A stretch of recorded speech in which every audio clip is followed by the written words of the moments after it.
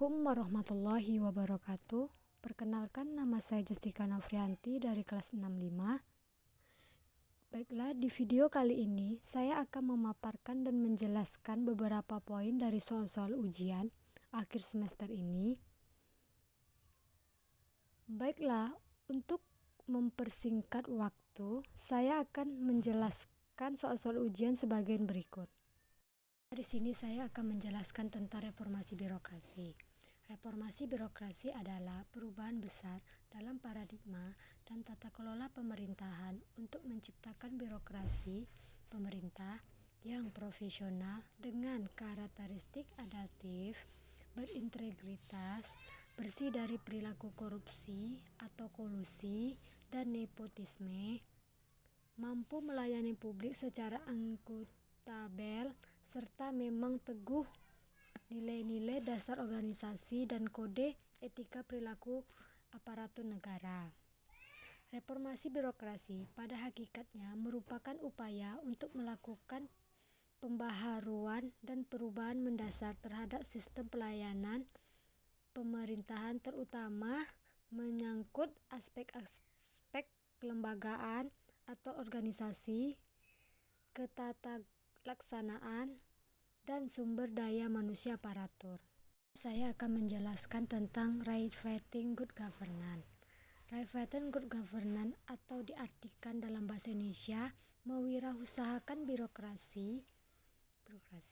Kalimat mewirausahakan birokrasi adalah bukan bagaimana birokrasi tersebut melakukan wirausaha untuk mendapatkan keuntungan sebesar-besarnya, namun mewirausaha birokrasi di sini berarti mengubah sistem atau mengatur birokrasi yang kaku, kulturis, dan irasional menjadi lebih baik dan mengadopsi sistem private sektor dalam menjalankan manajemennya.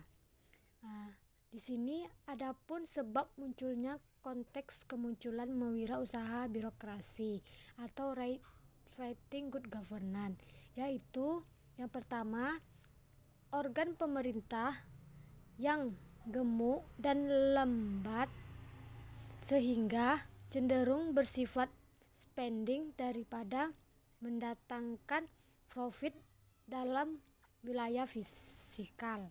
Yang kedua, pelayanan publik yang tidak efektif dan lambat sehingga melahirkan ketidakpercayaan masyarakat pada kapasitas pemerintahan dalam menyelenggarakan pelayanan publik. Selanjutnya saya akan menjelaskan tentang good governance.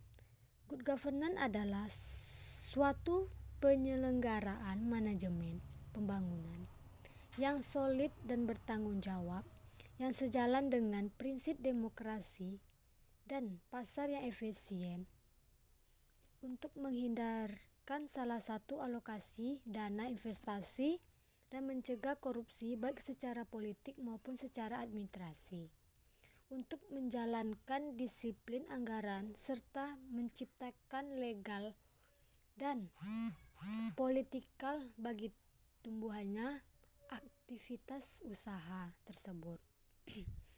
Good governance pada dasarnya adalah suatu konsep yang mengacu kepada proses pencapaian keputusan dan penyelenggaraannya yang dapat bertanggung jawab secara bersama dan sebagai suatu konsensus yang diciptakan oleh pemerintah, warga negara, dan sektor swasta bagi penyelenggaraan pemerintahan dalam suatu negara tersebut.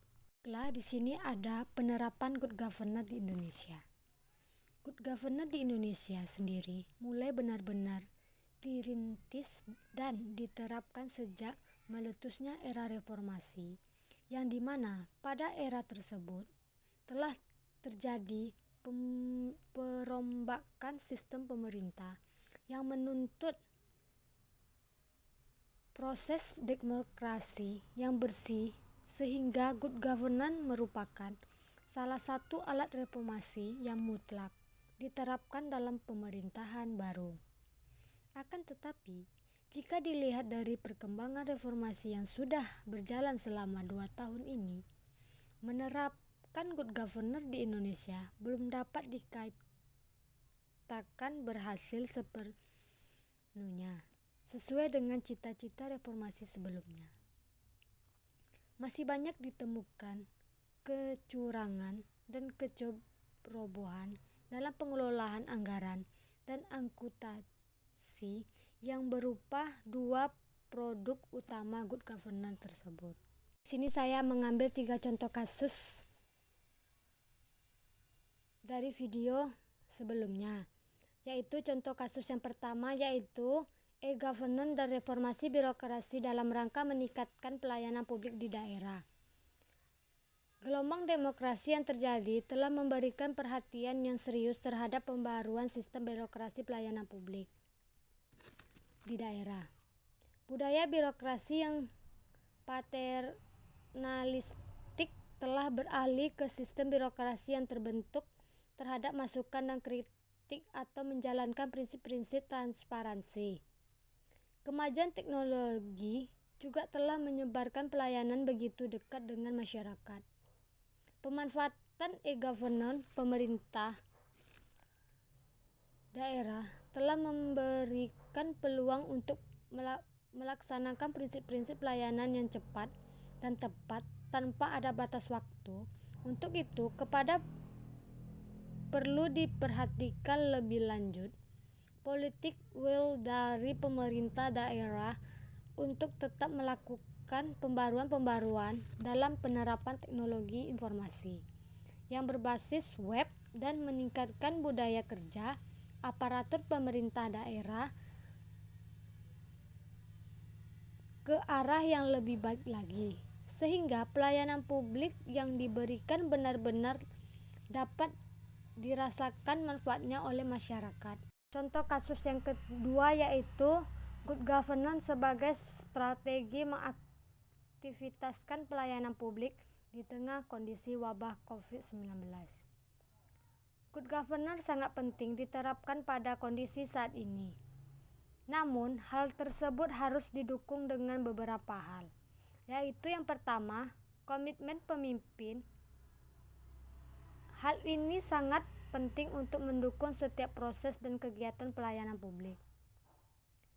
Berbasis elektronik, hal tersebut karena pemimpin atau dalam hal ini penyelenggaraan ataupun pelaksanaan layanan publik dapat berkomitmen dan mengambil keputusan untuk memberikan pelayanan publik yang prima dengan menerapkan e-governance. Yang kedua, sarana dan prasarana. Dukungan sarana dan prasarana juga menjadi penting karena tanpa hal tersebut, maka pelayanan berbasis elektronik akan sulit terwujud. Adapun internet dan sebagainya. Yang ketiga, sumber daya manusia. Apabila komitmen pemimpin dan sarana prasarana sudah memadai, namun sumber daya manusia yang dapat mengevakuasi pelayanan berbasis elektronik ini tidak ada, maka hal tersebut akan sulit terwujud sehingga dibutuhkan kemampuan sumber daya manusia atau pegawai instansi dan sebagainya diperlukan dalam proses pelaksanaan e-governance. Oleh karena itu, di tengah kondisi COVID-19 ini bukan lagi sebagai penghambat bagi penyelenggaraan dan pelaksanaan pelayanan publik dalam memberikan layanan kepada masyarakat, melainkan semakin dapat meningkatkan efektivitas dan efisien dalam pelayanan publik. Adapun contoh yang ketiga yaitu Revitalizing Good Governance pelayanan publik di era otonomi daerah. Pemerintahan perlu menyusun standar pelayanan bagi setiap institusi di daerah yang bertugas memberikan pelayanan kepada masyarakat. Deregulasi dan debirokratisasi mutlak harus terus-menerus dilakukan oleh pemerintah atau Pemda, serta perlu dilakukan evaluasi secara berskala agar pelayanan publik senantiasa memuaskan masyarakat. Adapun 5 cara perbaikan di sektor pelayanan publik yang patut dipertimbangkan seperti mempercepat terbentuknya undang-undang pelayanan publik, membentuk pelayanan publik satu atap, transparansi biaya perguruan pelayanan publik, membuat standar operasional prosedur atau disebut dengan SOP, dan reformasi pegawai yang berkecukupan di pelayanan publik. Maka pelaksanaan otonomi daerah memungkinkan